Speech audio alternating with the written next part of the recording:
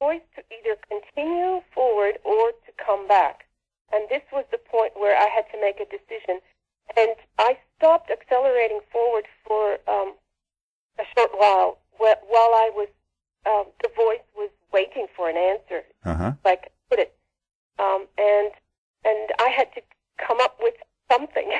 Right. And I remember in that moment I was thinking, oh, well, I've never thought of this, or I had a moment of total indecision there. And but the answer that came, that I actually sent back to the voice was, I have to come back because I have to experience giving the creation of the giving birth process. Right. Mm-hmm. I have to be a mother. Okay. So I need to come back to experience that. So that was my answer, which totally surprised me because I was single at the time and not thinking at all about having children. So that was obviously some future event that I was referring to. Mm. And the moment I gave that answer, I basically, the best I can describe this is I came crashing down. I came crashing back into my body. Now, it's a very interesting phenomenon, this one, because the process of going out is actually relatively slow and reasonably comfortable. But the process of re-entering the body is actually a painful one. It's I see. Like I would have dropped from a 2-story building back crashing into my body. It's actually a very painful, shocking experience. Right. To re-enter. And I've read some reports about that afterwards, too, that for some people that's what happens. Mm. Now, what I realized later, after much researching and everything, is that process of re-entering the body in that dramatic way is how we as souls incarnate into our physical bodies. It's actually a very shocking experience. The same way it is for people that experience NDE. Yes. So I experienced it consciously as an adult, but this is how the incoming soul would experience the incarnation process as well. So it's a very traumatic experience. So would it be fair to say that most of the conclusions that you've reached over the experience have been done retrospectively, that at the time you weren't able to understand what was going on, and it is by looking back upon it that you can, better understand what had happened to you?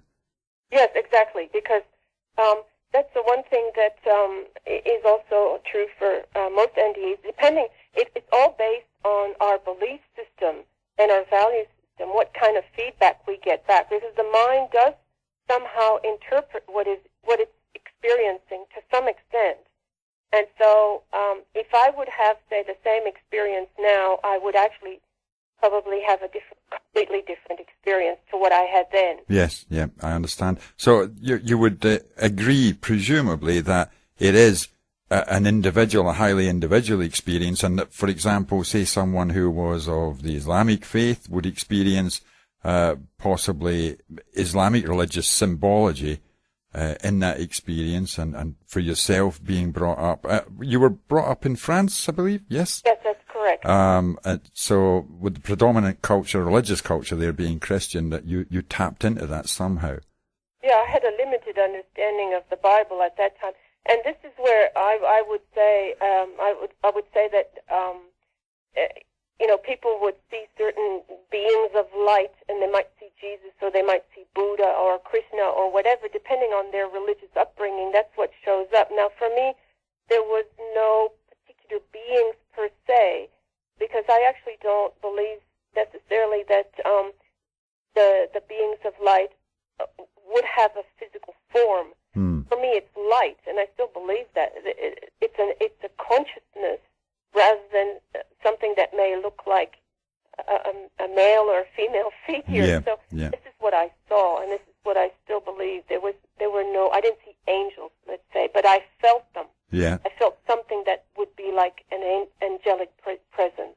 Now, I have to ask, Catherine, because it's always fascinated me that people describe them as near-death experiences, and yet there are some people, and in fact a significant number, who say they were dead. And I'm not sure how you categorize the event that happened to you, whether you believe you were actually dead and somehow stepped back, or whether this was a process that would have led to death.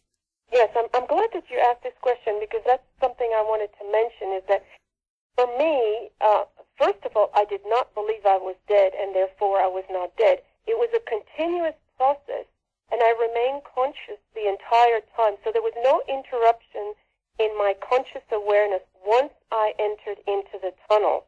And now when I think back, I think I would have been, if not, I don't think there is such a thing as death. Let me put it that way. Right. I think there's a continuity if we remain conscious, and not everybody can do that, obviously, but if we remain conscious, there is no such thing as death. There's only a transference from being aware of being in a physical body to suddenly being just pure consciousness with thought. I see. So in fact, we would lose the body, but we don't lose the conscious awareness, and that would be how I would describe death as I experienced it. So I was dead, but I didn't experience it as what I would think death was. I see. If that makes sense. Yes, indeed, that does make sense. So from a practical point of view, how does that play out now in your everyday reality? I'm presuming that it has cushioned a fear of death, for example? Okay, first of all, it has eliminated my fear of death, because I have experienced it, and I know that we can come back if we choose to. There is choice.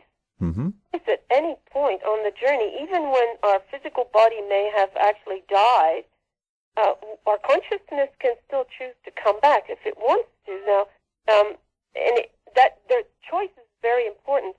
And the other thing, too, is that it has obviously opened me up to an awareness of non-physical realities in a big way. It really catapulted me into a whole study of not just near-death experience, but reincarnation and energy and all alternative realities, altered states of consciousness. Mm-hmm. And basically, it was the starting point of my long study of the shamanic path. Yes. I've been involved in shamanism for a long, long time as a personal spiritual path. Mm-hmm. And that was the beginning of it. And it took a number of years to really get into that. But I never saw the reality around me in the same way. I knew it was not the only reality there was. And that has been consistent after that. Okay. And also the fact that what happens here in this reality is not all there is. There's a lot more going on